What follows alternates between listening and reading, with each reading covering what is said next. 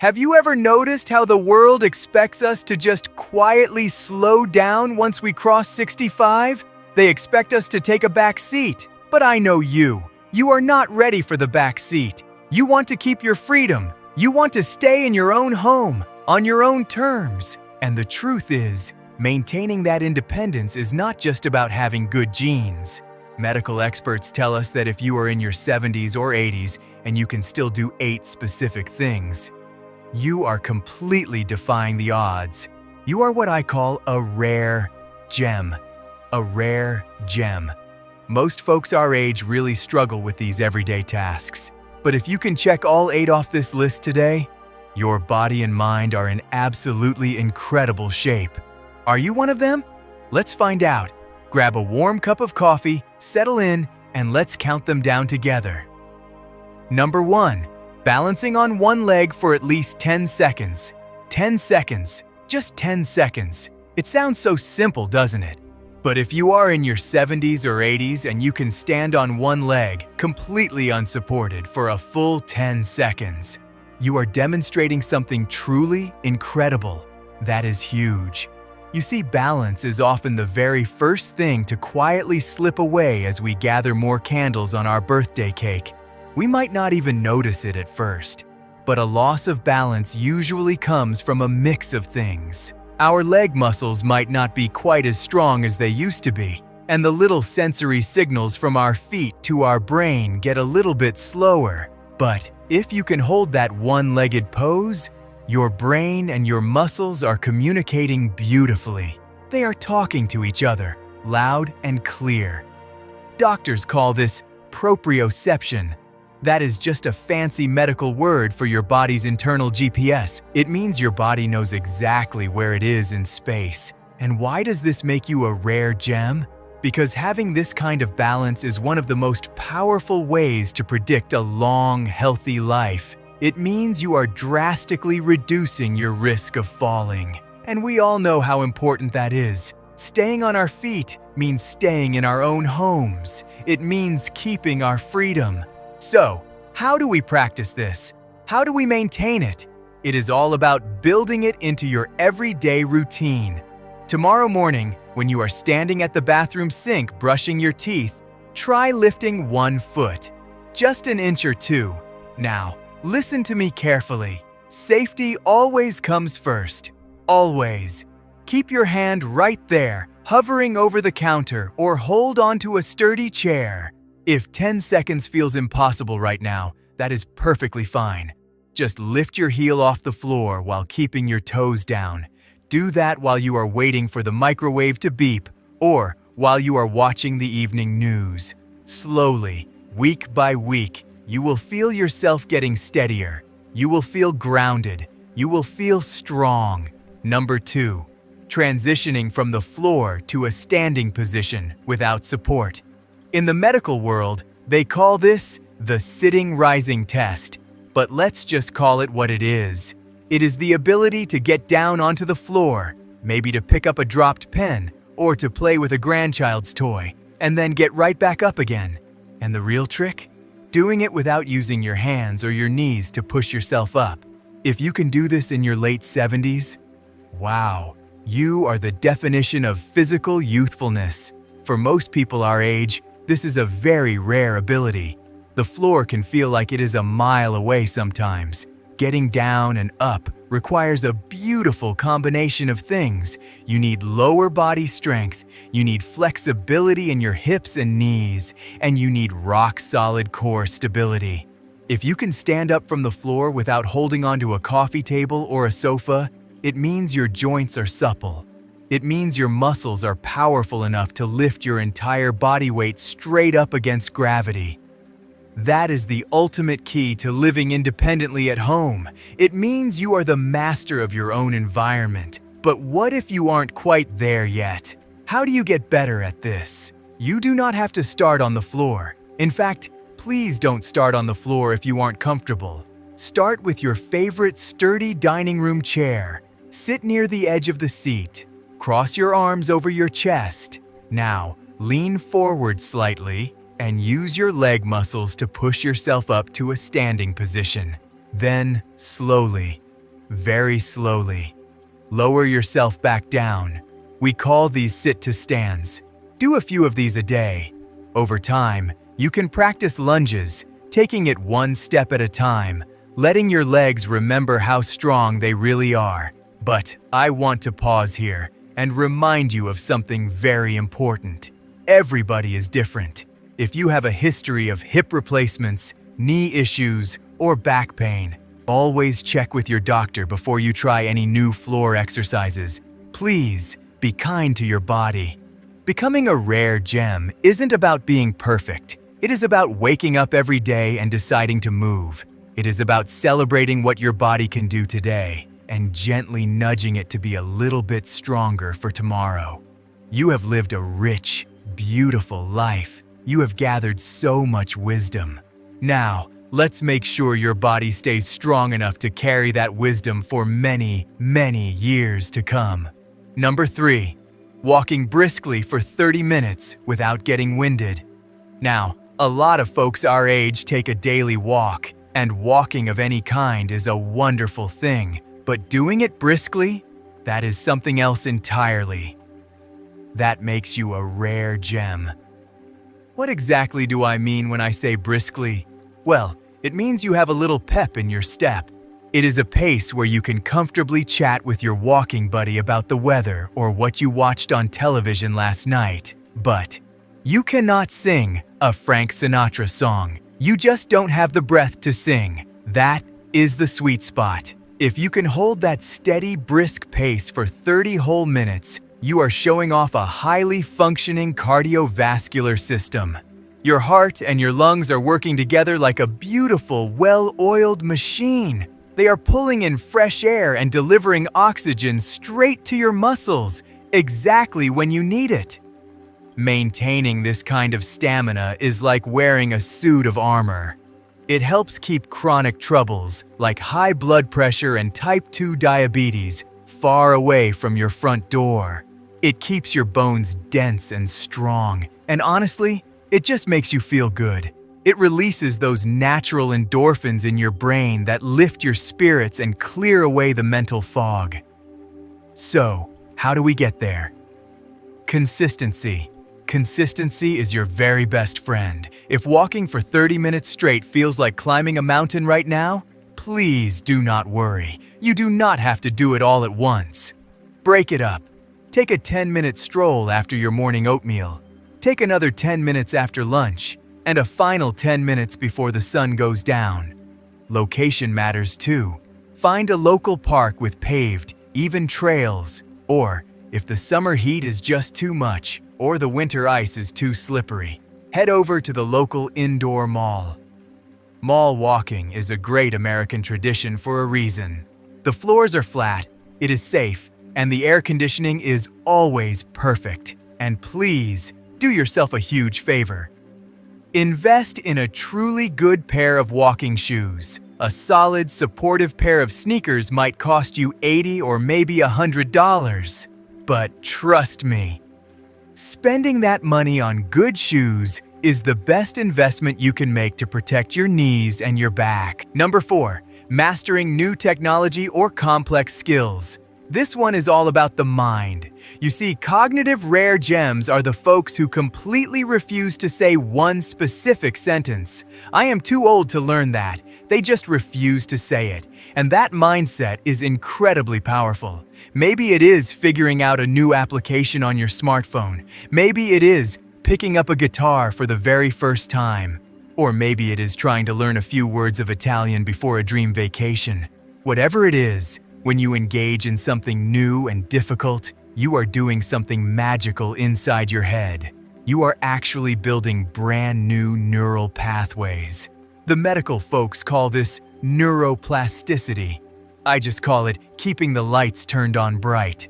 When you are willing to tackle the new and the unknown, you are building a buffer against memory decline. You are keeping your brain's command center in absolute peak condition. While many people might just stick to their familiar daily routines, you are out there stretching your mind. I know a lot of folks love their Sunday morning crossword puzzles, and crosswords are great. They really are. But doing a crossword is like driving down a road you already know. Learning a brand new skill. That is like building a completely new road. It provides a much bigger boost to your brain. So, how do we keep our minds sharp? Set a small, realistic goal for yourself. Try to learn just one new digital skill this month. Ask your daughter or your grandson to show you how to use video calling. Imagine sitting in your living room and seeing your grandchildren's smiling faces on your phone, clear as day, even if they live across the country in California. Or try using an application on your tablet to order groceries. It is amazing to press a few buttons and have the local supermarket deliver your heavy bags right to your front porch. It might feel frustrating at first. You might press the wrong button. The screen might disappear. That is perfectly fine. Take a deep breath. The magic isn't in getting it right the first time. The magic happens in the trying. The health benefits come from the effort you put in. So, don't be afraid of that shiny new tablet or that smartphone. It is just a machine. You have learned far more complicated things in your lifetime. Keep your legs moving and keep your mind curious. You are doing wonderfully. Number 5. Maintaining friendships with people of all ages. You know, the medical experts tell us something very surprising about getting older. They say that staying isolated, spending too much time completely alone, is one of the biggest risks to our health. In fact, they compare prolonged loneliness to smoking 15 cigarettes a day. 15 cigarettes. That is a heavy toll on the body. But a rare gem does something entirely different. A rare gem doesn't just socialize. They build a circle of friends that crosses all generations. Think about your own life for a moment. Do you have friends who are in their 20s? How about their 40s? If you regularly talk with people who are decades younger than you, you are staying plugged into a beautiful, ever-changing world.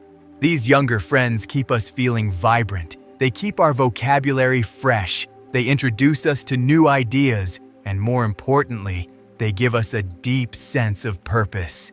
We see this in the blue zones. Those are the special places around the world where folks routinely live healthy, happy lives well past their 90th birthdays. Their secret? They stay deeply connected to their community. They share their wisdom with the younger folks. So, how do we build these connections?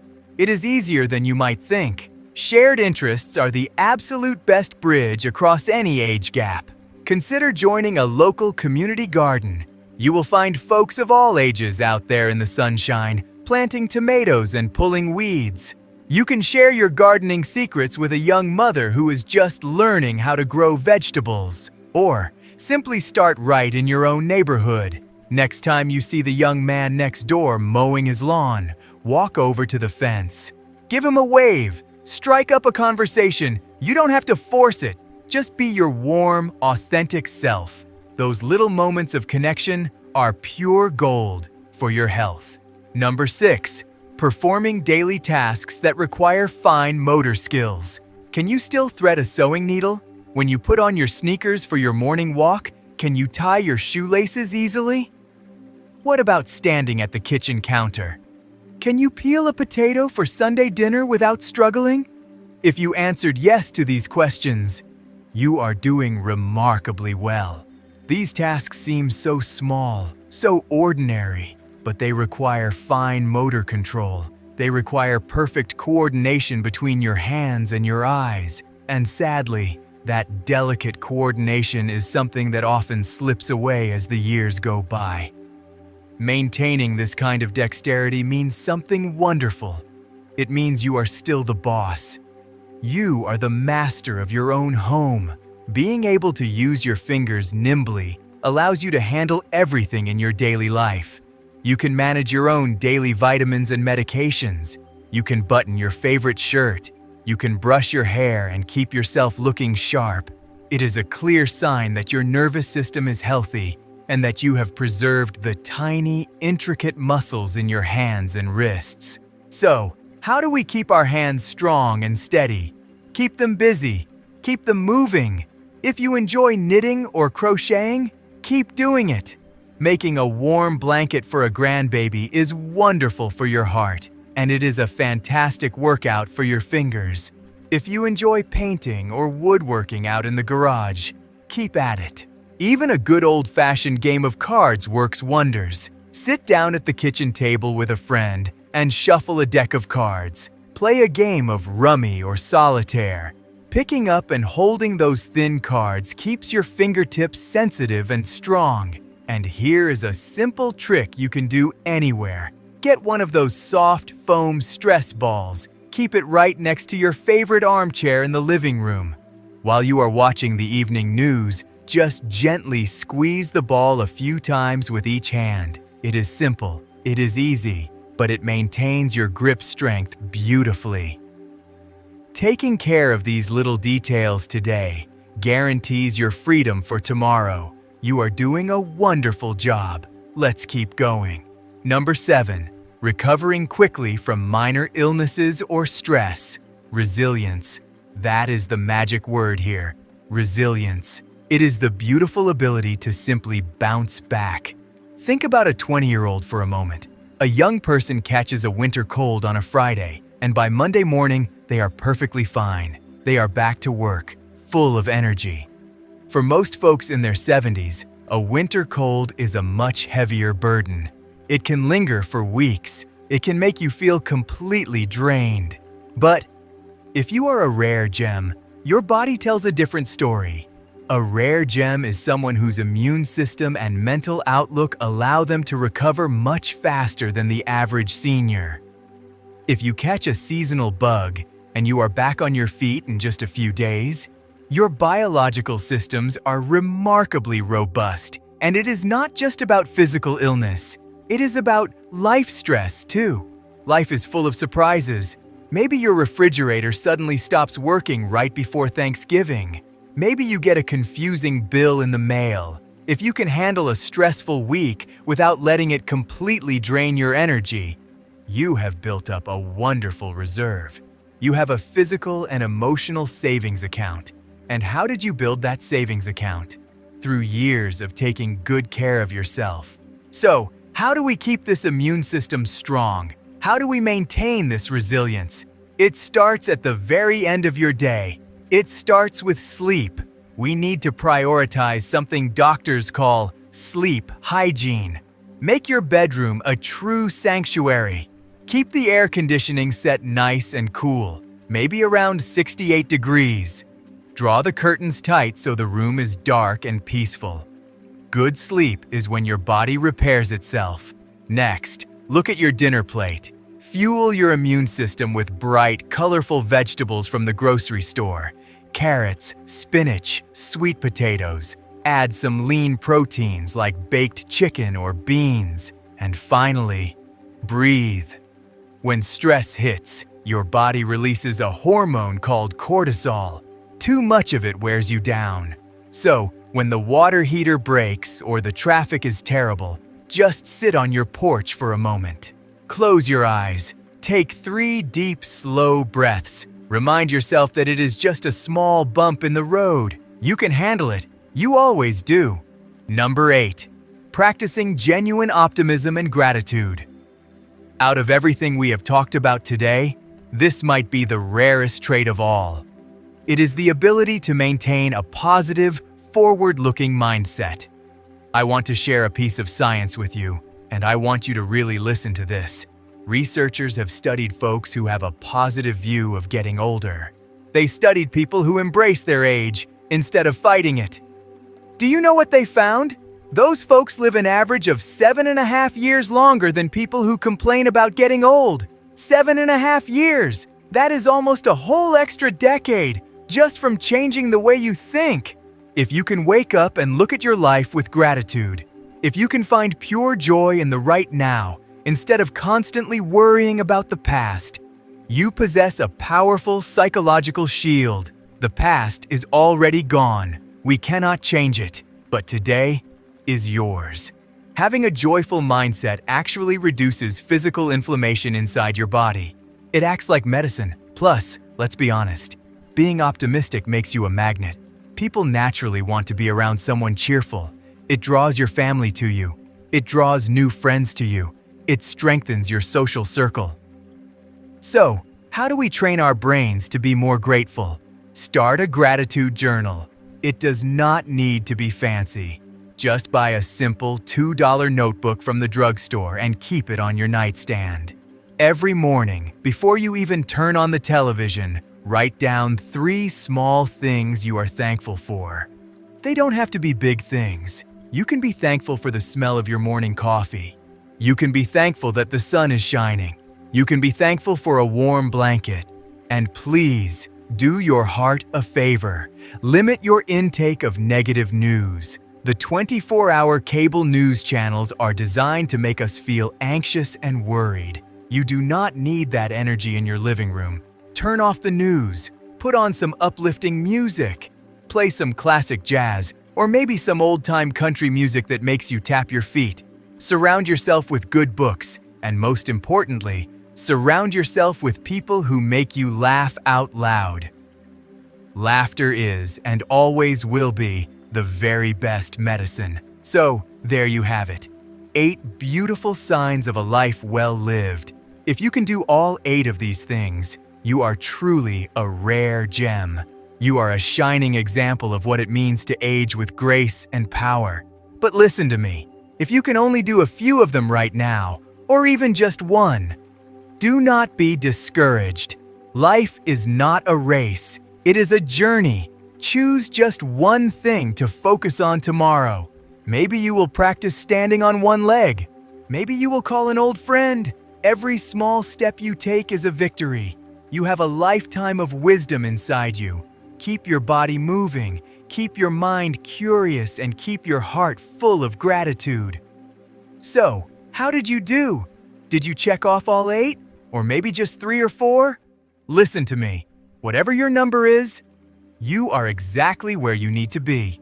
You have worked hard your whole life. You have earned your independence. Do not let anyone tell you it is time to just fade into the background. You are still writing your story.